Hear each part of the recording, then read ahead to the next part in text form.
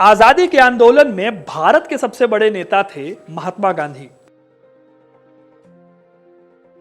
और भारत को आजादी देने के खिलाफ जो सबसे बड़े नेता खड़े थे वो थे विंस्टन चर्चिल।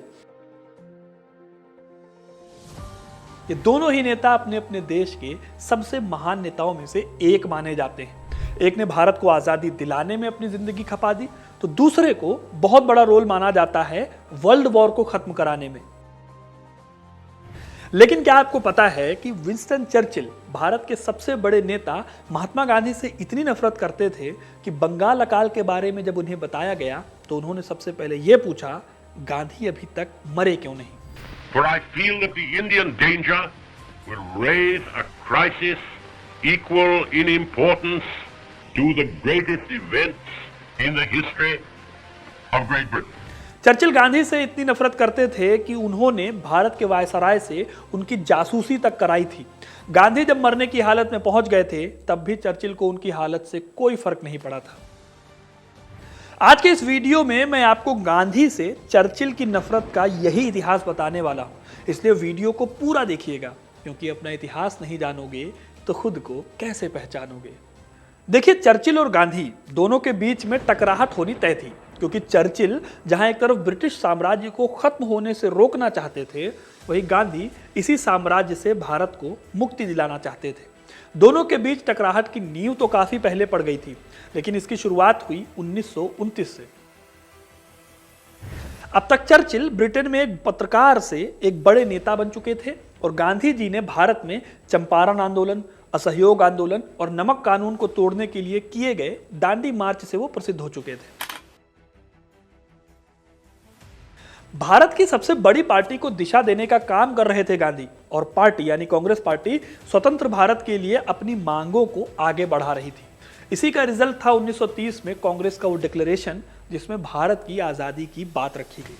अब जाहिर है कि इस डिक्लेरेशन को अंग्रेजों ने मान्यता नहीं दी, लेकिन इससे अंग्रेज और भारतीय दोनों को एक टेबल पर आना पड़ा बातचीत के लिए। बस यहीं से गांधी और चर्चिल की दुश्मनी की शुरुआत हुई। देखिए, चर्चिल भारत को एक अंधविश्वास और बर्बरता से भरा देश मानते थे, जिसमें सोवरेनिटी का दर्जा पाने वाले विचारों की कमी थी।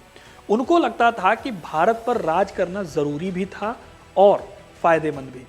Great mismanagement and weakness are causing unrest and disturbance to 300 million primitive people whose well-being is in our care.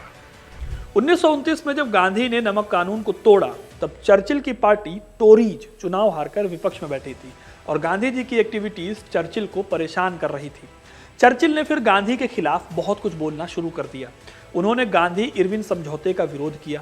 उन्होंने तर्क दिया कि सविनय अवज्ञा आंदोलन इसलिए हुआ क्योंकि ब्रिटेन भारत पर शासन करने की अपनी इच्छा को खो रहा था।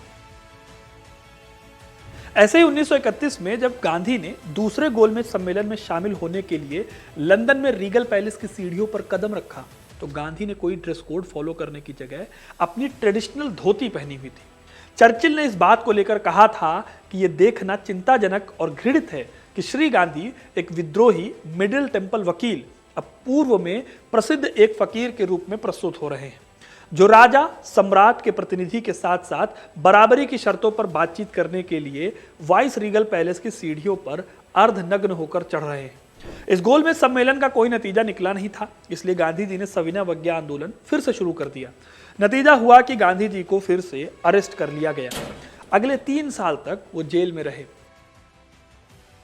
इस दौरान अंग्रेज सरकार ने कम्युनल अवार्ड की घोषणा कर दी। इसमें कहा गया कि दलितों और पिछड़ी जातियों के लिए अलग निर्वाचन क्षेत्र होगा, जैसे कि मुस्लिमों के लिए पृथक निर्वाचन क्षेत्र पहले से लागू हुआ था। इस बात के विरोध में गांधी जी ने अपना अनशन शुरू कर दिया।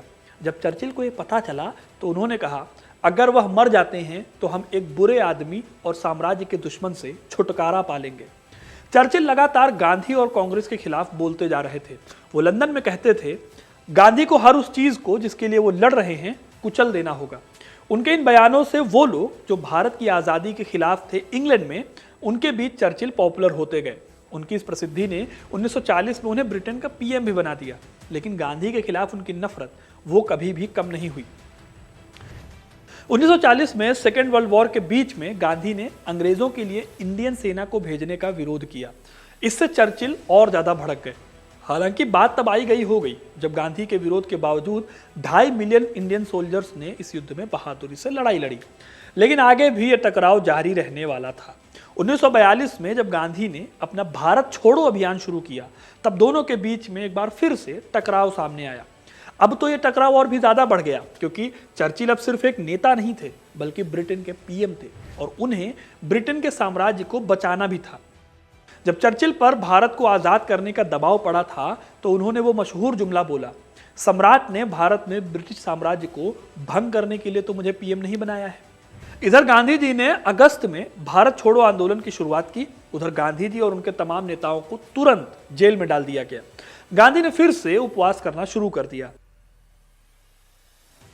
जब चर्चिल ने यह सुना तो दिल्ली में सूचना भिजवाई कि अगर गांधी भूख से मर जाना चाहते हैं तो उन्हें ऐसा करने की छूट है। इस तरह गांधी जी के बारे में चर्चिल कभी भी अच्छी सोच रखते ही नहीं थे, क्योंकि उन्हें पता था कि उनका साम्राज्य इस एक आदमी के चक्कर में खत्म होने की कगार पर था। इसी वजह से वो आरोप भी लगाते थे कि गांधी खुद को जीवित रखने के लिए गुप्त रूप से ग्लूकोज की गोलियां ले रहे थे। यहां तक कि उन्होंने इसके लिए वायसराय लॉर्ड लिनलिथगो से जासूसी भी करवाई।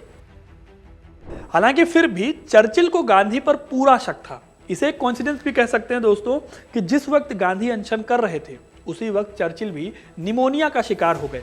हालांकि चर्चिल बीमारी की हालत में भी गांधी के उपवास पर बराबर नजर रखे हुए थे। दोस्तों, जिस समय गांधी जी ने अनशन शुरू किया था, ठीक उसी समय बंगाल में भी भयानक अकाल पड़ा था। इस अकाल में करीब 30 लाख लोग मारे गए थे। जब चर्चिल के पास इस अकाल की रिपोर्ट पहुंची थी, तब भी अकाल से ज्यादा चर्चिल की दिलचस्पी इस बात में थी कि गांधी मरे कि नहीं। आर्थर हरमन अपनी किताब Gandhi and Churchill the epic rivalry that destroyed the empire and forged our age में लिखते हैं, चर्चिल को पूरा विश्वास था कि गांधी का उपवास एक सड़क छाप नौटंकी है। हो सकता है कि भारतीय उनके गुणों के कारण उनका सम्मान करते हों, लेकिन उनकी नज़र में वो एक आध्यात्मिक नीम हकीम भर थे। चर्चिल की इस नफरत के बावजूद दोस्तों 1945 के चुनाव में लेबर पार्टी ब्रिटेन में चुनाव जीत गई। चर्चिल का भारत को ब्रिटिश साम्राज्य का हिस्सा बनाए रखने का सपना टूट गया। गांधी जी से उनकी नफरत हालांकि किसी काम नहीं आई। तो दोस्तों, ये था किस्सा कि गांधी से चर्चिल इतनी नफरत क्यों करते थे और क्या क्या उन्होंने किया और कैसे उन्होंने अपनी नफरत गांधी के खिलाफ दिखाई। आपको ये वीडियो कैसा लगा हमें कमेंट करके ज़रूर बताइएगा। वीडियो को लाइक और शेयर करना ना भूलें और ऐसी इंटरेस्टिंग कहानियों के लिए हिस्ट्री कनेक्ट को सब्सक्राइब जरूर करें। धन्यवाद।